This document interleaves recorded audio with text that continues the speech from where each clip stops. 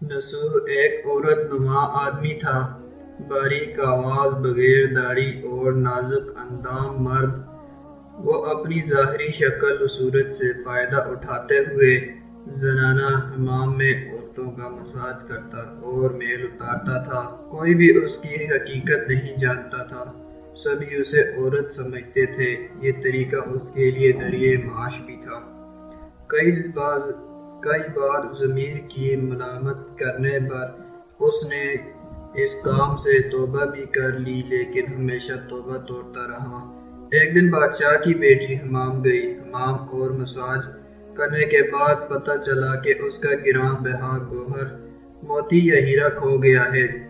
بادشاہ کی بیٹی نے حکم دیا سب کی تلاشی لی جائے۔ سب کی تلاشی لی گئی، ہیرا نہیں ملا۔ نصوح رسوائی کے ڈر سے ایک جگہ چھپ گیا۔ جب اس نے دیکھا کہ شہزادی کی کنیزیں اسے ڈھونڈ رہی ہیں تو سچے دل سے خدا کو پکارا اور خدا کی بارگاہ میں دل سے توبہ کی اور وعدہ کیا کہ آئندہ کبھی بھی یہ کام نہیں کروں گا، میری لاج رکھ لے مولا۔ دعا مانگ ہی رہا تھا کہ اچانک باہر سے آواز آئی کہ اس کو چھوڑو، ہیرا مل گیا ہے۔ شہزادی سے رخصت لے کر گھر آ گیا۔ اس نے قدرت کا کرشمہ دیکھ لیا تھا اور ہمیشہ ہمیشہ کے لیے اس کام سے توبہ کر لی۔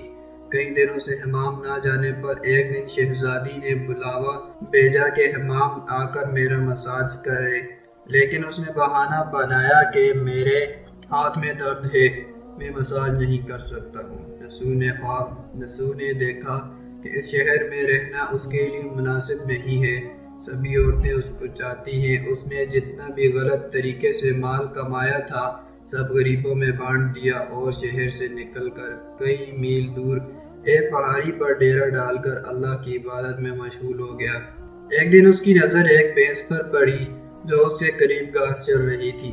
اس نے سوچا کہ یہ کسی چرواہے سے بھاگ کر یہاں آ گئی ہے، جب تک اس کا مالک نہ آ جائے تب تک میں اس کی دیکھ بھال کر لیتا ہوں۔ لہٰذا اس کی دیکھ بھال کرنے لگا۔ کچھ دن بعد ایک تجارتی قافلہ راستہ بھول کر ادھر آ گیا جو سارے پیاس کی شدت سے نڈال تھے۔ انہوں نے اس سے پانی مانگا۔ نصوح نے سب کو بھینس کا دودھ پلایا اور سب کو سیراب کر دیا۔ قافلے والوں نے نصوح سے شہر جانے کا راستہ پوچھا۔ نصوح نے ان کو آسان اور نزدیکی راستہ دکھا دیا۔ اس کے اخلاق سے متاثر ہو کر تاجروں نے جاتے ہوئے اسے بہت سارا مال بطور تحفہ دیا۔ نصوح نے ان پیسوں سے وہاں کنواں کھدوایا۔ آہستہ آہستہ وہاں لوگ بسنے لگے اور عمارتیں بننے لگیں۔ وہاں کے لوگ نصوح کو بڑی عزت اور احترام کی نگاہ سے دیکھتے تھے۔ رفتہ رفتہ نصوح کی نیکی کے چرچے بادشاہ تک جا پہنچے۔ بادشاہ کی دل میں نصوح سے ملنے کا اشتیاق پیدا ہوا۔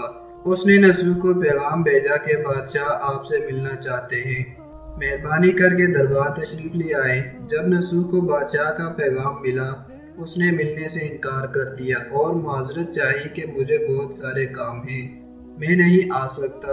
بادشاہ کو بہت تعجب ہوا، مگر اس بے نیازی کو دیکھ کر ملنے کی طلب اور بھی بڑھ گئی۔ بادشاہ نے کہا کہ اگر نصوح نہیں آ سکتے تو ہم خود اس کے پاس چلے جائیں گے۔ جب بادشاہ نصوح کے علاقے میں داخل ہوا، خدا کی طرف سے ملک الموت کو حکم ہوا کہ بادشاہ کی روح قبض کر لے۔